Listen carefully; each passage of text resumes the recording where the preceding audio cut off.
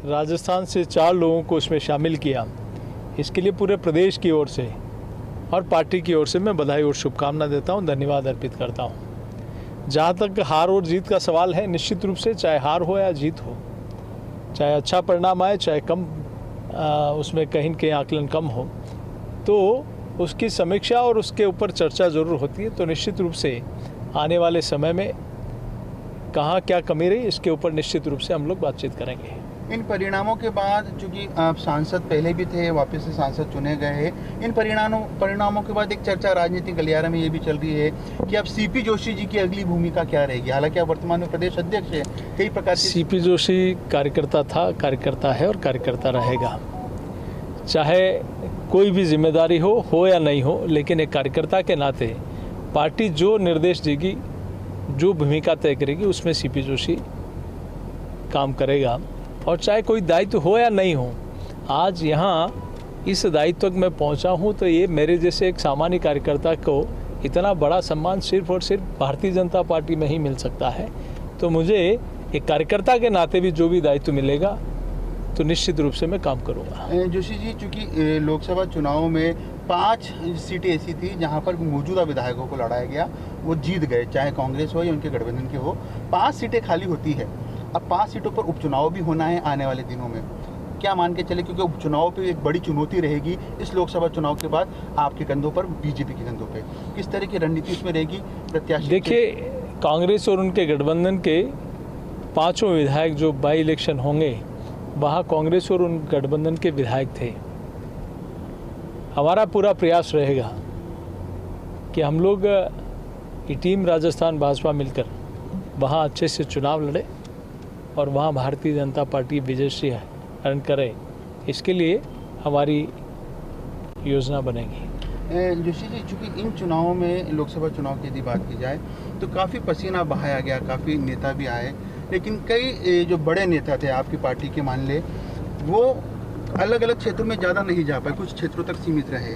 क्या एक कारण ये भी लगता है आपको कि जो सीटें कम आई, या एक बड़ा कारण कौन सा ऐसा लगता है कि जो सीटें पहले की तुलना में राजस्थान में कम आई, बड़ा कारण? देखिए, मैं सोचता हूँ कहीं कहीं कांग्रेस 1947 से कहीं की झूठ और भ्रम फैलाने का काम करती आई है और वो इस समय कुछ हद तक सफल हुई है।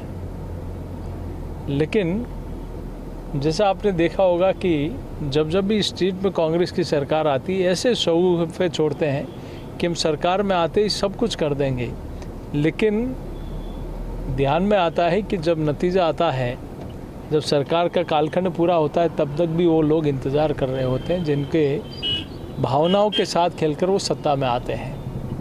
लेकिन भारतीय जनता पार्टी हमेशा जो कहती है वो करती है। केंद्र में भी जो हमारा संकल्प पत्र था उसको अक्षरशः से पालना होती है और स्टेट के संकल्प पत्र में भी हमारी यहाँ की सरकार ने, मुख्यमंत्री जी ने उसकी अक्षर पालना करते हुए पहले 100 डेज में, 100 दिन में 45% संकल्पों को पूरा किया। ये रिकॉर्ड होगा।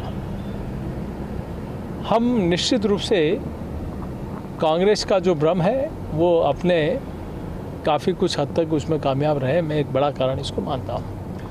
भ्रम में मोटे तौर पे जो आरक्षण को लेकर, जो संविधान को बदलाव को लेकर जिस प्रकार के बयान कांग्रेस नेताओं के द्वारा, विपक्षी नेताओं के द्वारा दिए गए थे, क्या उसमें वो कामयाब हो गए? और उस भ्रम को तोड़ने की कोशिश बीजेपी के नेताओं ने भरसक की, तो क्या उसमें वो कम कामयाब हो गए? आपको ये लगता है? मैं सोचता हूँ कई सारे भ्रम थे, उसमें मैं श्रृंखलाबद्ध है, लेकिन कहीं कुछ हद तक वो कामयाब रहे।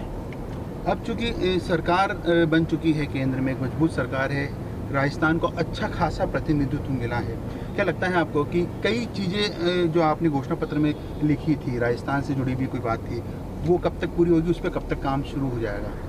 जैसा मैंने कहा था कि राजस्थान के पहले 100 दिन में राजस्थान के मुख्यमंत्री माननीय भजनलाल जी ने 45% संकल्पों को पूरा किया। आप देखिए, कांग्रेस ने हमेशा से सिर्फ नारे और वादे दिए, ERCP की बातें की, यमुना जल समझौते की बातें की। आप देखिए कि 4.5 साल तक उज्ज्वला के कनेक्शन लाभार्थियों के लिए कोई मन में भाव नहीं।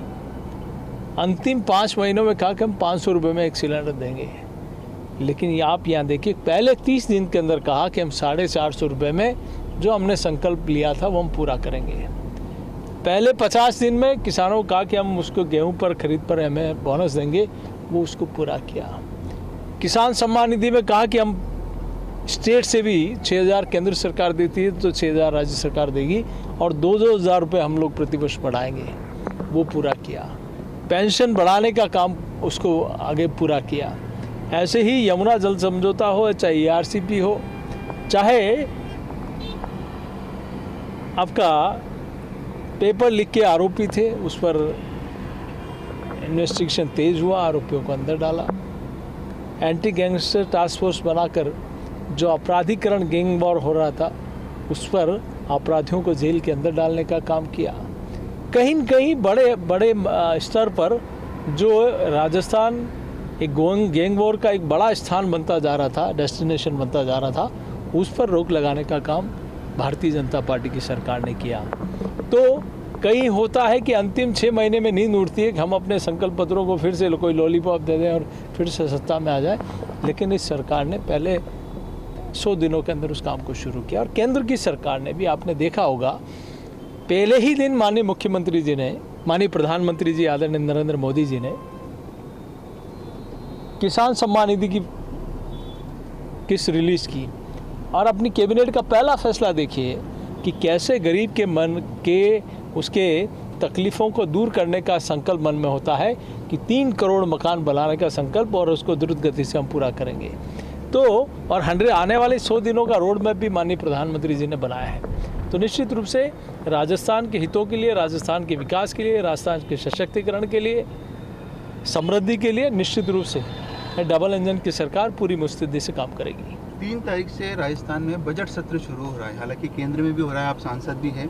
राजस्थान में बजट में चूंकि इस बार समावेशी होने की उम्मीद है, आपकी पार्टी सुझाव भी ले रही है। पार्टी के मुखिया होने के नाते इस बार के बजट में क्या खास होने की उम्मीद आप कर सकते हैं? देखिए, मैं सोचता हूँ राजस्थान में और केंद्र में भी हमेशा से प्रयास किया कि गांव, गरीब, पीड़ित, शोषित, वंचित वर्ग की भलाई के लिए, युवाओं के सपनों की उड़ान के लिए, महिला सशक्तिकरण के लिए, किसान की समृद्धि के लिए, शहर और गांव की खाई को पाटने के लिए अनेक ऐसे काम हैं जो इस प्रदेश की विकास की उन्नति और प्रगति में बहुत मायने रखते हैं। उन सारे कामों को सरकार ने एक रोड मैप बनाना शुरू किया है। सारे संगठन, जनप्रतिनिधि और अनेक संस्थाओं के माध्यम से कि हमारा विकसित राजस्थान कैसा हो,